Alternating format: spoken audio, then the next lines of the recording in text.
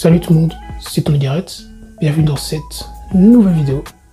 Alors, comme tu as pu le constater dans cette introduction digne de film nommé aux Oscars, j'aimerais aborder la thématique du fait, ça veut rien dire ça, j'aimerais aborder le fait de trouver la motivation pour se mettre au sport. Donc, let's go. Alors d'abord, qu'est-ce que c'est en fait la motivation? Bon, en fait, la motivation, c'est ce qui nous pousse à maintenir ou bien atteindre des objectifs. Comme par exemple le fait de perdre du poids, le fait de devenir un peu plus fort, bon, moi je dois encore m'entraîner, le fait de, je sais pas, rentrer dans son ancien jeans dans lequel vous ne rentrez plus, le fait d'éviter ce fichu diabète. Et donc en gros, la motivation, c'est ça. En fait, il existe deux types de motivation.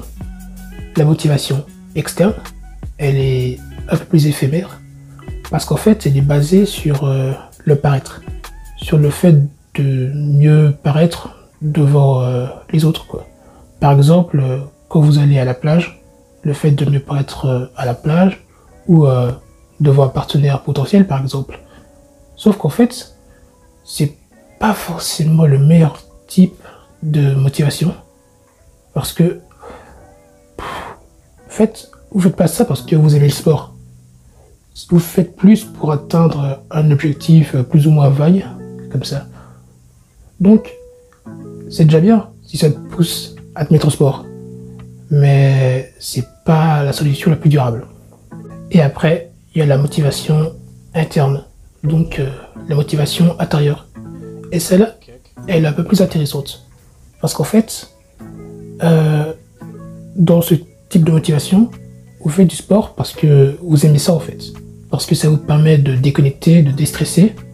Ça vous permet de vous sentir mieux. Le fait de voir votre corps évoluer de jour en jour. Et donc ouais, ça c'est une motivation beaucoup plus sympa, beaucoup plus durable.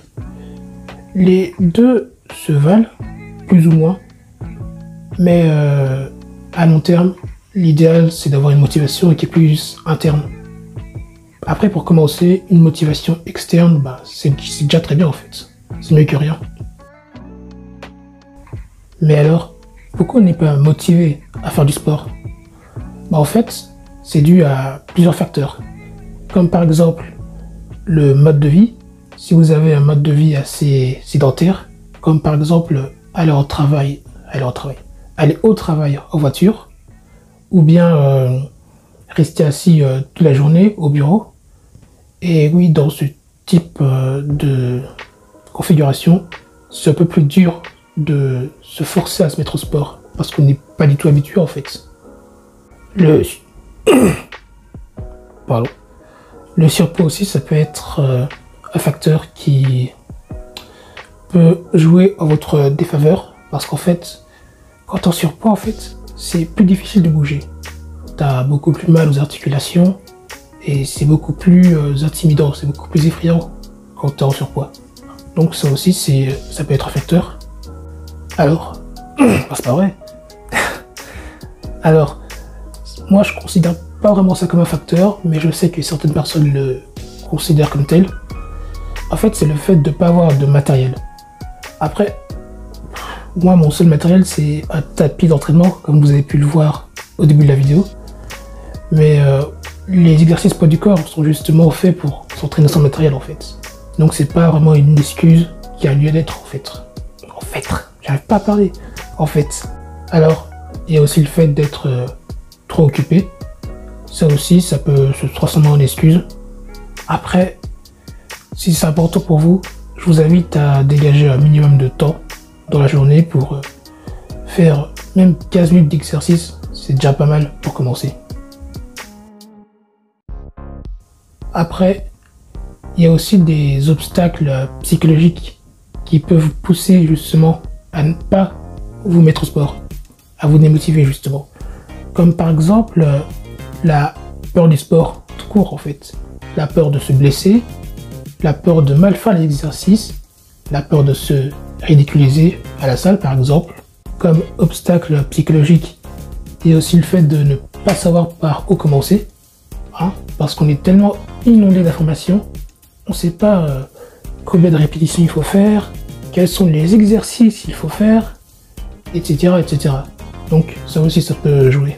Il y a aussi la douleur, parce que quand on n'y est pas habitué, bah au début c'est pas super agréable, hein, ça peut même être comparé à de la torture.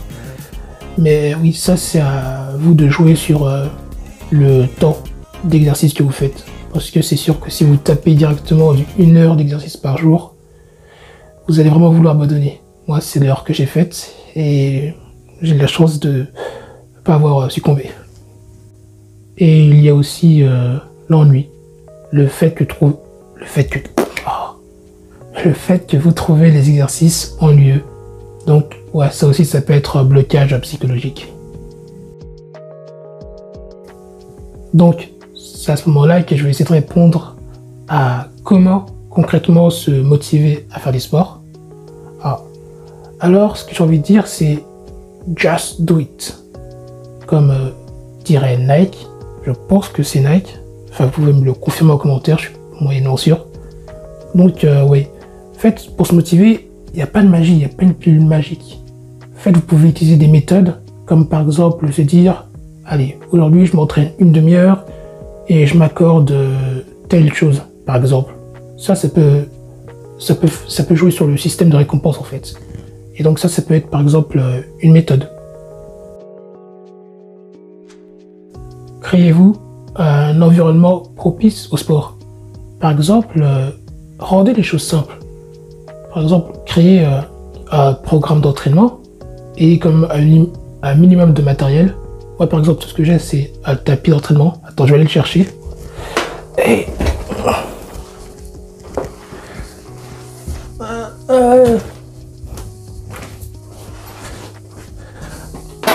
voilà, mon beau tapis d'entraînement. Il se limite... Mon matériel, ça se limite à ça. C'est juste ça. Tous les matins, je le dépose et je m'entraîne 1 heure dessus. Trouver du soutien. Par exemple, vous pouvez, si vous avez un ami qui s'est mis au sport comme vous, et ben vous pouvez vous tirer vers le haut par message, par exemple. Hein, vous n'êtes pas obligé d'être tout le temps ensemble. Mais ouais, de temps en temps, envoyez-vous des messages, ouais, tu tiens le coup, ce genre de choses. Ça peut vraiment aider. Expérimentez. Vous êtes au début, vous êtes débutant, vous pouvez tester une tonne d'exercices. Donc ouais, expérimentez, testez le maximum d'exercices, trouvez ce qui vous convient, ce qui fonctionne sur vous, sur votre corps. Trouvez ce que vous trouvez le moins chiant à faire. Parce qu'on n'aime pas forcément tous les exercices au poids du corps. Il y a des gens qui préfèrent le basket par exemple, ou la musculation du matériel. Donc ouais, testez et expérimentez. Récompensez-vous si ça peut vous aider. Hein, par exemple, si vous avez fini de faire votre séance d'entraînement, vous pouvez par exemple regarder la télé avec modération. Par exemple, lire un livre si c'est ce que vous aimez, ou vous accorder un massage si vous êtes un peu plus blindé, ou un bain, par exemple.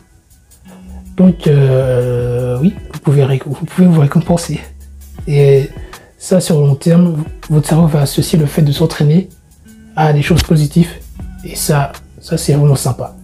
Mais n'oubliez pas que dans le sport, c'est des petites actions que vous faites tous les jours, de façon quotidienne, qui feront la différence dans le temps.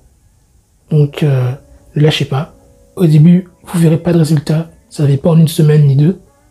2, un peu quand même, mais c'est pas là où vous allez voir les résultats les plus exponentiels.